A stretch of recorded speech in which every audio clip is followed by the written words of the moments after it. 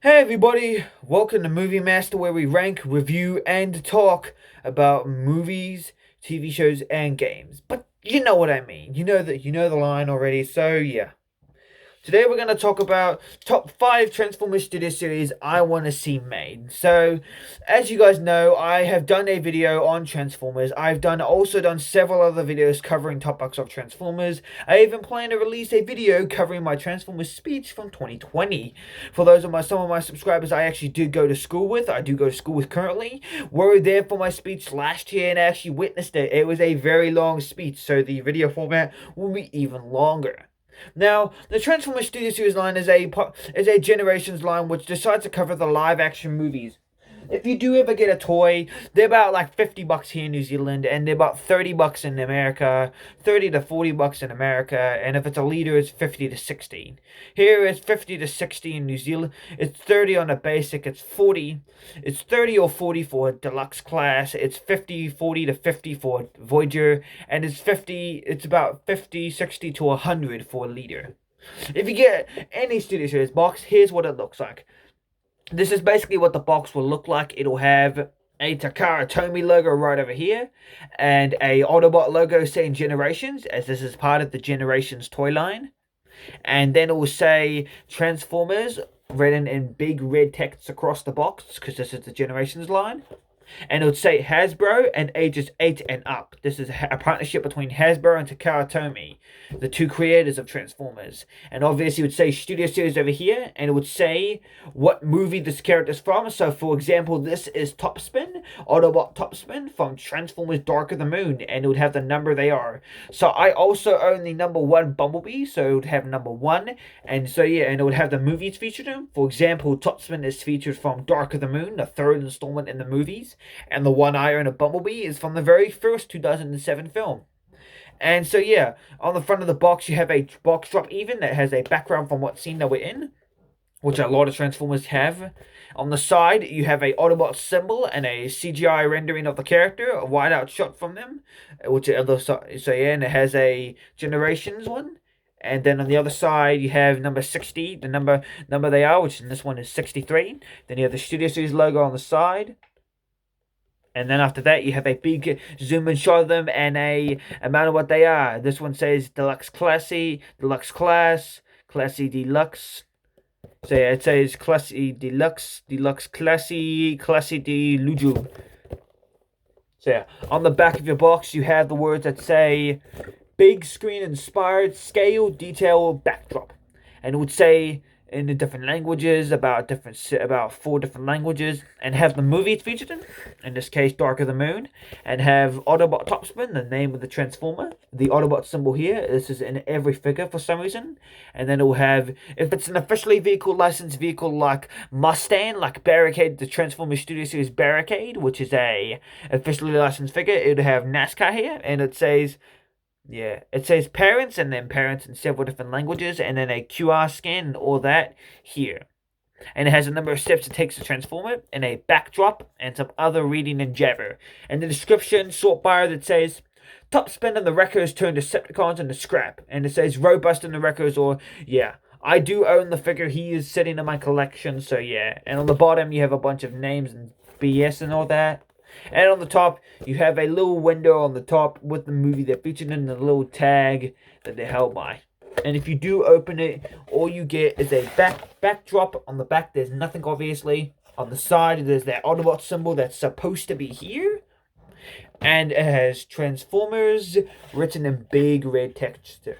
And then it has authentic Transformers with a seal of approval and the Autobot symbol, the movie they're featured in on the bottom of the base where the figure can stand, and on the other side it'll have 63 Studio Series and the Chicago Battle. As you can see, these are obviously painted, but you can see all kinds of detail. You can see a police car here in the distance. You can see the bridge that Optimus and Sentinel Prime battle on the end of the film.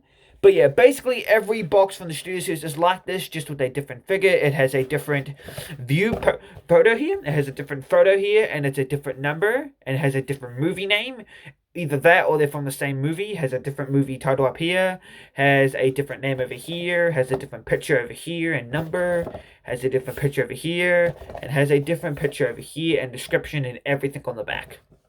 And also included, obviously, like naturally every Transformer has, is an instruction manual that tells you everything you need to know about how to transform it from vehicle from bot to vehicle, which for some reason, sadly, some of the reviewers do transform it from bot vehicle to bot, and I don't know why, but yeah, it's only, yeah.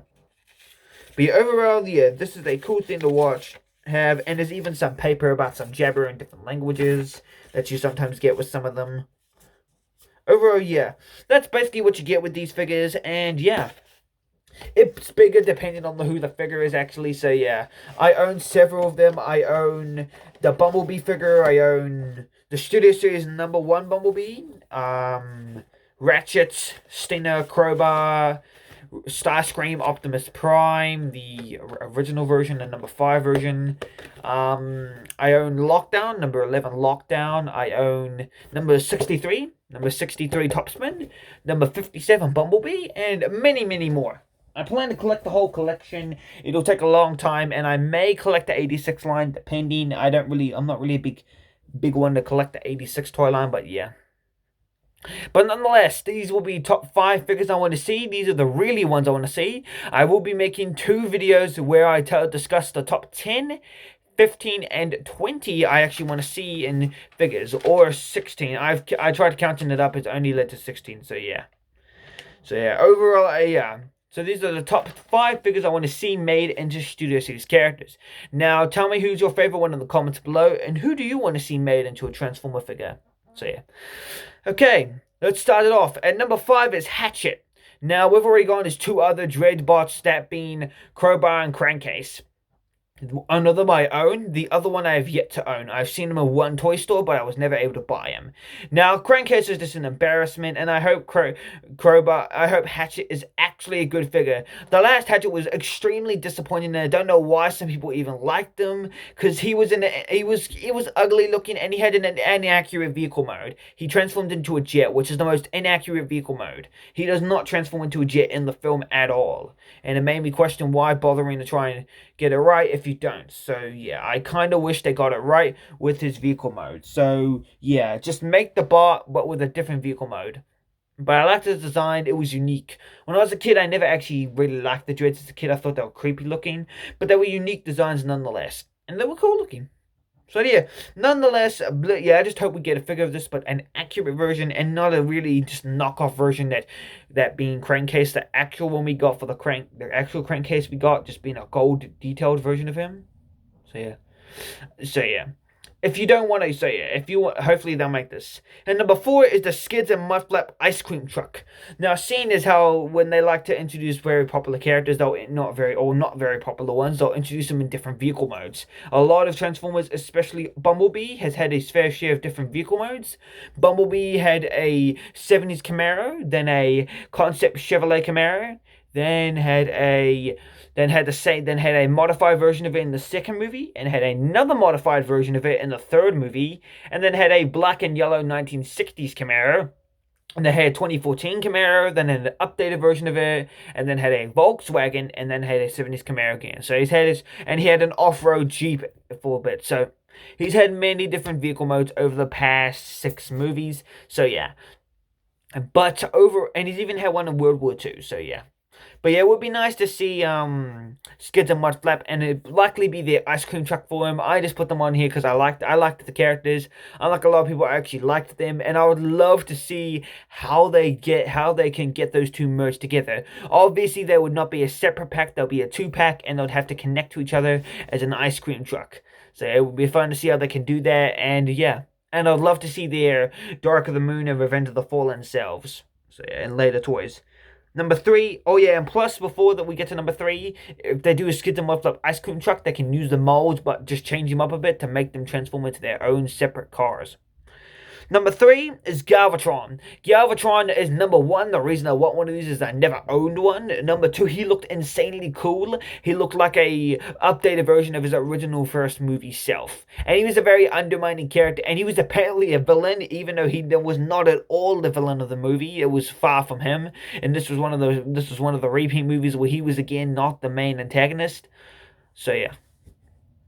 He's featured in a movie that is not very favorable to me. If you've seen my channel, my history of Transformers Age of Extinction, you know it's not my favorite movie, and I've even joked around the house that Age of Extinction is my least favorite movie.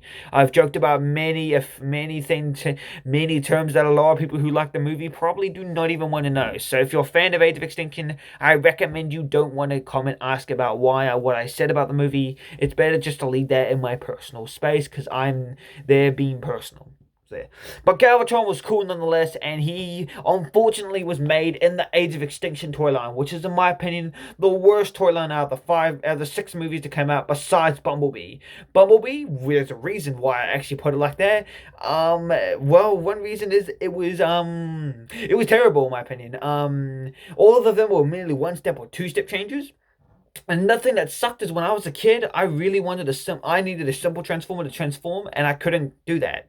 And so when the 4th movie came around, the 5th movie, and especially Bumblebee, they had 1-step and 2-step changes and cool Titan looking, like Titan hero figures from Marvel. I never had any of that because they never sold that. So thank you, Hasbro, you dum-dums. Now, yeah, that's why I find them practically worthless.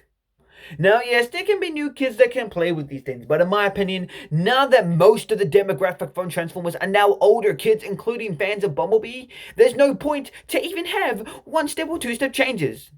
Now, if you want to hand them off to a baby, yeah, I get that. But most of the fans nowadays are actually quite older nowadays, especially if you go back to the 80s, or even go back to the 2000s. Yes, I am indeed a 2000s and 2010s Transformers fan. I fell in love with the movies when they were deep into their movies. I was a fan around the first movie. I got into them from the very first movie when I was about 3 years old. So yeah, I was born when the movie came out, so I never saw it until I was 3.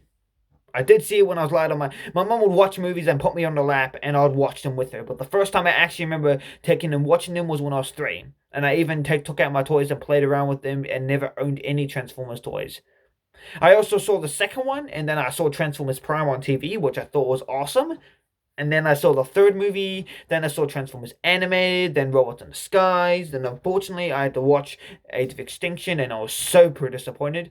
It was the first most hyped movie I ever got hyped up for, and I was amazingly disappointed.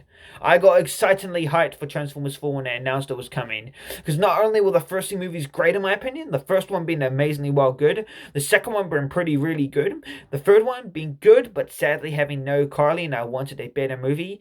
I got a worse movie. They changed everything about it. And I kind of wish they didn't. Transformers should have continued, but without Michael Bay at the helm. Michael Bay was a great director, and he did what he did, and he had great storylines to tell for the first 3 movies. But I think we would have done better if we had a different director at the helm of the franchise. So yeah. Plus, they killed off a lot of characters from when I was a little kid that really just felt like like a little sword being slashed down, like they were chopping my childhood in half. And not only add to injuries, Spider-Man was also rebooted, so that felt like another chop at my childhood again. So yeah. But besides that, yeah, I'd just like to say another version of Galvatron, and yeah, he's a cool looking figure, and yeah, because he had a big backpack, and it was really disappointing. But yeah, I'd love to see Galvatron. He was cool looking, and yeah, it was sad he didn't get any more screen time. And it was awesome that they did what the cartoon did. When the cartoon came back, they replaced Frank Welker with Leonard Nimoy as the voice of Galvatron. And obviously, when the movies came around, Hugo Weaving voiced him for 3 movies, but did not bother reprising the role when he was reverted as Galvatron, so Frank Welker took over the role. Frank Welker, in fact, did indeed voice Megatron in Transformers, the game, Transformers Revenge of the Fallen, the game, and Transformers Dark of the Moon, the game. He voiced the character in all 3 of those time movie games, and voiced him in the 4th movie and the 5th movie, and was set to voice him in future movies, but when the franchise was rebooted, he'll obviously be voicing a new incarnation of the character that is currently frozen in ice. So yeah. And number 2 is High Octane Bumblebee. Now, we've already technically got a High Octane Bumblebee. Now, why am I calling it that?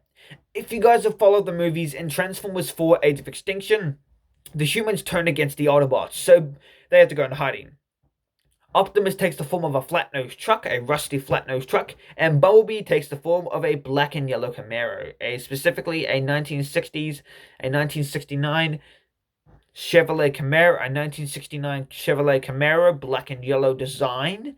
And yeah, he turned to that car for half of the movie, but for some reason they replaced his character look. I wish he kept that vehicle mode, considering the Transformers Prime version of Bumblebee had become black and yellow. So making the movie one black and yellow would have been unique and would have fit the story, and made no sense for him to change at the midway through the movie. So yeah. But besides that, yeah. And I didn't really like his new robot mode, and I wasn't really a big fan of his car either. So yeah. But yeah, after that, and we've actually already got a high octane Bumblebee, but it's disappointing. It's a redo of the original one, just with a brighter shade of yellow, and it's amazingly disappointing. It was ugly. It's skinny. He has chicken legs, literal chicken legs. The painting is it's an exact copy, and it's lazy, very very lazy. In my opinion, they should have done a retool. What they could have done is taken the mold of the original number one Studio Series Bumblebee, and then added some tweaks. Obviously, added all the black pieces back on, and then gave him his leg pieces, and yeah, just giving him a cannon at least, and then gave him no battle mask, obviously. But yeah. And take the arm designs from the number 49 Bumblebee, because those ones are the best ones to take a look from. Take the arms from the number 49 Bumblebee, and take the legs from the number 41 Bumblebee also, and then yeah, recolor them to be black and yellow. Take out the vehicle parts to replace them with the 1969 Camaro parts and all that, and then do that for the chest and arms, and make the arms yellow and black, and the head change the color of it. But yeah, besides that, yeah, keep everything else the same. But yeah, keep everything else like that, and that's how I envision it. The car mode, make it look good still. So yeah, and take out the Autobot symbol, because that just doesn't make him look like he's an invasion mode. He's supposed to be in disguise. The vehicle mode's good for the vehicle mode, High Octane Bumblebee. But I do hope that this is not the real figure, but unfortunately it probably is. Hasbro's been getting real lazy recently with the movie toys. Now let's see. Besides Sideswipe, which is obviously a amazingly remold of the Dark of the Moon version that we got, because obviously in Revenge of the Fallen he had a hardtop, and so they did the Dark of the Moon version first, but then they made a second one where they basically took off the spoiler, gave him a hardtop roof, and also took away the seats, so that gave them more room to work on, and they changed his colors to make him gunmetal gray, and gave him a bunch of cool other features, and yeah, they just made it look like a good figure. They made Thrust. So yeah, I just hope that they get another version of High Octane Bumblebee, but with a better look and a better representation. So yeah, and it'll be nice to see that.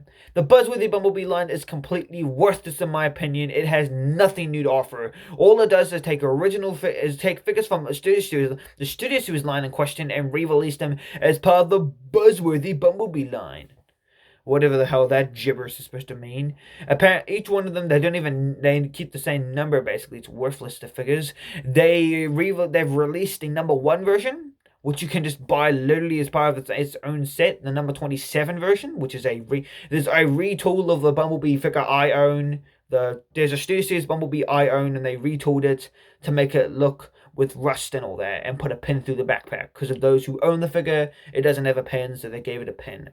And then they released the number 49 version, the World War II version, aka number 26, the number 25 and 24 versions, the number 18 one, which is the Volkswagen Bumblebee, the 57 one, the 49 one, the 74 one, all that, the 79 and Stenner.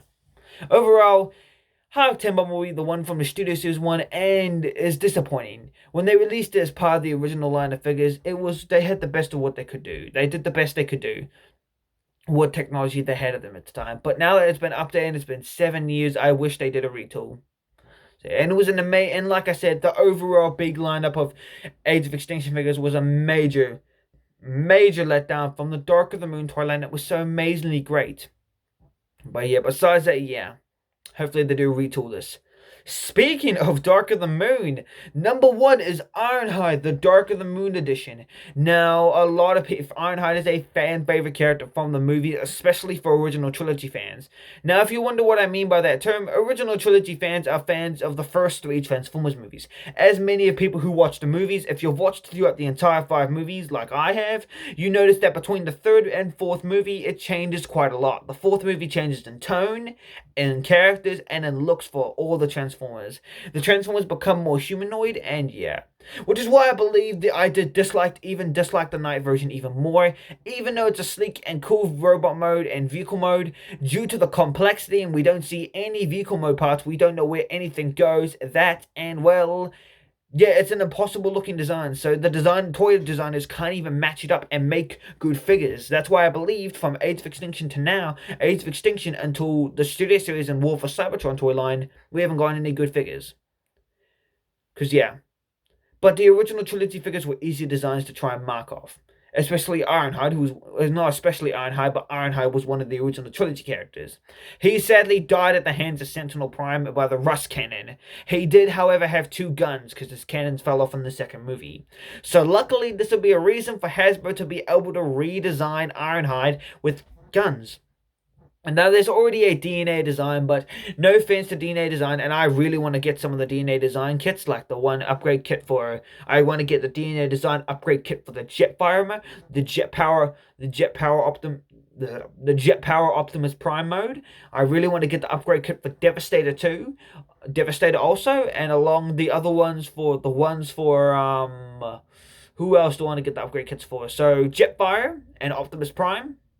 The Optimus Prime with the trailer. So yeah, but Devastator, the one for Devastator. And yeah, many more upgrade kits. The one for Blackout, Sentinel Prime, and Bumblebee. But yeah, you get my point. I like Ironhide, and I even bought every Transformer for the original cast. Optimus, Bumblebee, Ratchet, and Jazz. I've sadly lost Jazz, so now I need to find a new Jazz to replace that one. And I have to also buy Ironhide. I went on one of my school holidays about 3 years ago. I went to go look for all of them. I failed and I couldn't find any of them. So yeah, and if I ever saw Ironhide in a store when I was going there, I would instantly buy it. And my parents, my mom even agreed. My mom and Nan, who knew, they would agree instantly that if I ever told them to buy it, they would agree to buy it for me. Because, well, they knew how much I really wanted it, and they knew how hard it was since we searched every store looking for them. So yeah. But nonetheless, yeah, I hope they do a Dark of the Moon retool, because he was a very hard one to find, and they really underproduced a lot of Ironhide figures. So even in America, where all these toys are made, there's not that many there either. So if they made an Ironhide figure and made them mass produced in production, like probably over a bunch of figures, and released them around the world, then if they released about as many figures as many figures, as about as many copies as how much Transformers Revenge of the Fallen or even Dark of the Moon made, those many copies, in my opinion, would be satisfying enough for people to try and buy them. Yeah, so if they did a retool like this and they had one in New Zealand, or even if I got the original, I would explode. Plus, the Dark of the Moon retool would give them chances to upgrade on issues people had with the original. So yeah. But yeah, nonetheless, yeah, that's the top 5 Transformers Studio Series that's the top 5 characters I want to see get made in the Studio Series toys. Now, this is part 1 of a 4-part series, so if you want to see another set of figures I'll choose, there'll be a top 10, 15, and a 16 set of figures for me to do. There would be a 20, but I couldn't think of the last 4, so I wasn't able to sadly get any. But besides that, yeah, hopefully you guys enjoy the video, and hopefully you guys have a good time, and yeah. Yeah, overall, make sure to like, subscribe, and click that notification bell so you don't miss any Movie Master content. And just make sure to enjoy your time here. And for those around the world who are having lockdown, just try and enjoy the time here. Obviously, here in New Zealand, we are back in Delta lockdown. And yes, I do live in New Zealand. I'm already going to openly admit that I do live in New Zealand. So yeah. But yeah, hopefully you guys enjoyed the video, and make sure you guys like, subscribe, and tell me in the comments below who you like them. Who would you like to see as a Studio Series toy? So yeah. Oh, and to give a quick note, I will be taking a tiny bit of a break from YouTube. After filming all 4 of these videos, and after refilming another video I deleted earlier, I will be taking a tiny bit of a break. I may film some stuff in between, but yeah. I've also, yes, I have heard, if you guys want to know, sadly, Venom has been pushed back again. Venom Let There Be Carnage to be coming out January 2022, but luckily, Spider-Man No Way Home is sticking to its December 17th, 2021 release date. In America and Canada, it'll be releasing December 17th, 2021. Here, sadly, it'll be releasing December 26th. So me and my friend, one of my friends, are gonna go see it about 2 days after, maybe. Because well, he's having Boxing Day. It's day after Christmas, so it's better that I let him send it with his family. Yeah, that and well, everywhere's gonna be full. So yeah, the 28th will be better, and we'll be seeing it in 2D or 3D. I don't know. But yeah, make sure you guys see you later, and bye.